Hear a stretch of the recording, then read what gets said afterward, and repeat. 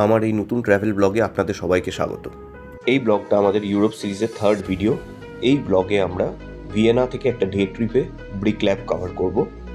স্টেশনের বাইরেই the chapel of Saint Cyril and Methodius.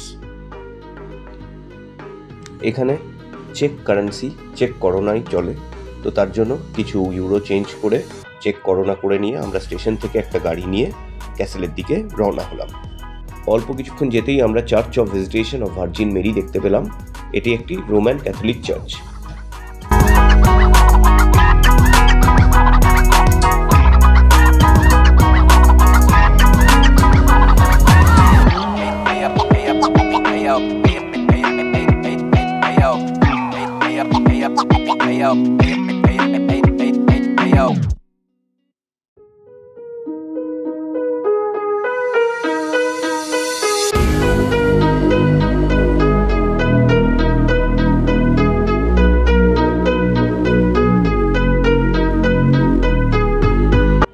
রাস্তার দুপাশে খুব সুন্দর গ্রামীণ পরিবেশ।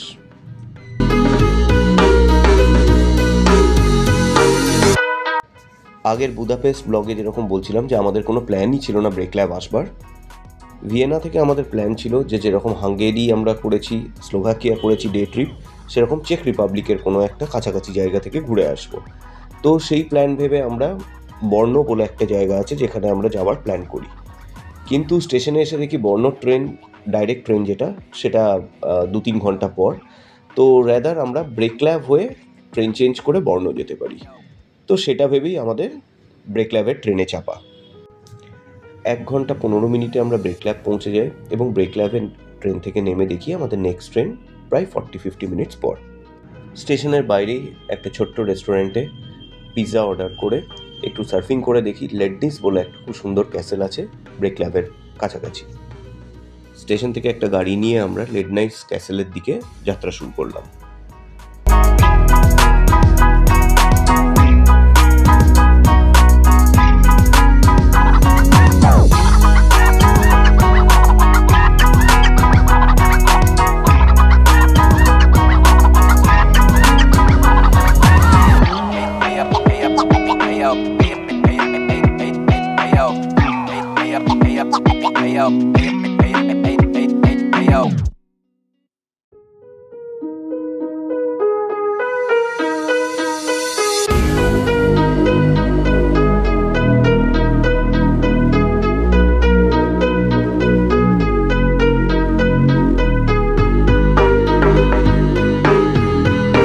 কুড়ি 25 মিনিটের মধ্যেই আমরা ক্যাসেলের সামনে চলে এলাম।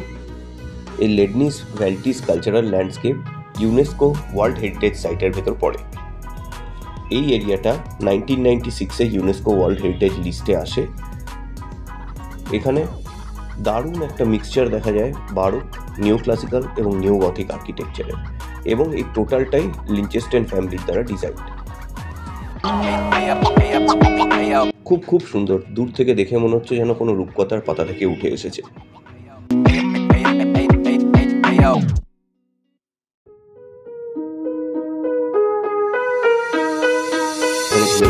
দারুণ লাগছে।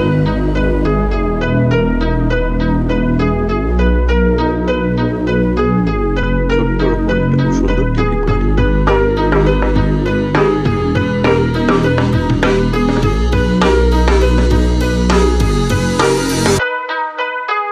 বিভিন্ন মহাদেশের আলাদা আলাদা দেশ ও জায়গা দেখার জন্য আমাদের চ্যানেলটা সাবস্ক্রাইব করতে পারেন।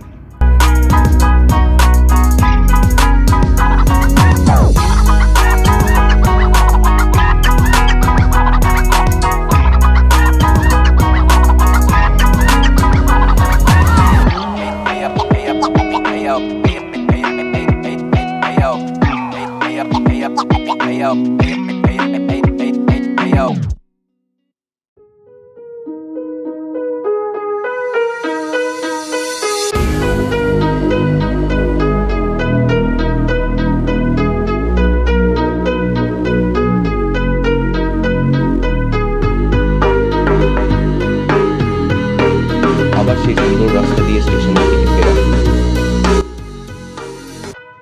ফেরার পথে সেন্ট ওয়েনসেলাসের চার্চ দেখে নিলাম। অরিজিনাল চার্চটা ওয়ার্ল্ড ওয়ার II বম্বিংয়ে পুরোপুরি ধ্বংস হয়ে যায়, তারপর 1995-এ এটা রিকনস্ট্রাক্ট করা হয়।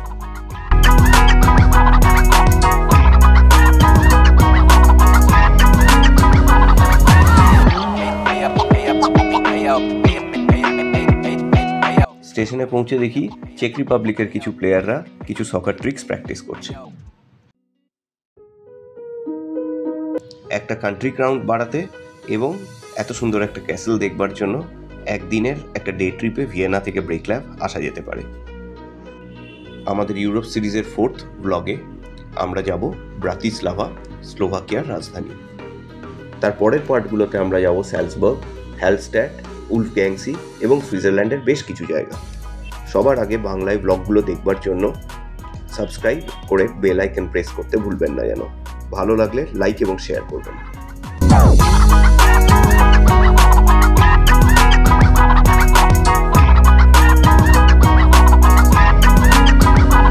This video is for entertainment and informational purpose only. All travel experiences and recommendations shared are based on our personal opinions and experiences.